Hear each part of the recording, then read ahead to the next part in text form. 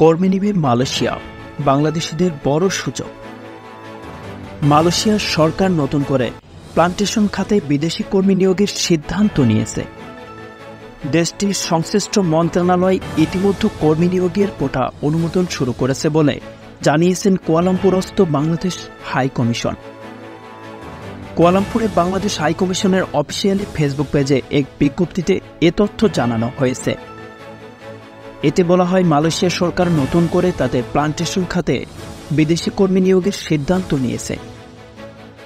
মালয়েশিয়ার সংশ্লিষ্ট মন্ত্রণালয় ইতিমধ্যে দেশটিতে কর্মী নিয়োগের কোটা অনুমোদন করা শুরু হয়েছে।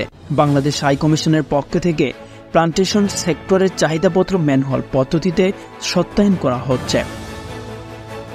মালয়েশিয়ায় কর্মী নিয়োগের চাহিদাপত্র সত্যায়নের জন্য নিম্নোক্ত তথ্যাদি বাংলাদেশ হাই কমিশনে জমা দেওয়ার জন্য সংশ্লিষ্ট সবাইকে অনুরোধ করা হয়েছে।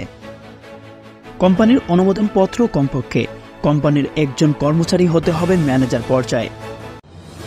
সত্যায়ন ফির মূল্য ব্যাংক স্লিপ, শ্রমিকদের সর্বশেষ বেতন স্লিপ, 4 থেকে 5 জন শ্রমিকের নমুনা বেতন স্লিপ, কোম্পানির পটভূমি তথ্যের একটি প্রোফাইল যেখানে উল্লেখ থাকবে বিদ্যমান শ্রমিকের সংখ্যা, দেশি ও বিদেশি, শ্রমিকদের 2 থেকে 3 জনের ফোন নম্বর, কোম্পানির ব্যাংক স্টেটমেন্ট বিগত 3 মাসের, যেখানে 100 শ্রমিকের জন্য ন্যূনতম ব্যালেন্স থাকতে হবে 2 লক্ষ মালয়েশিয়ান রিঙ্গিত।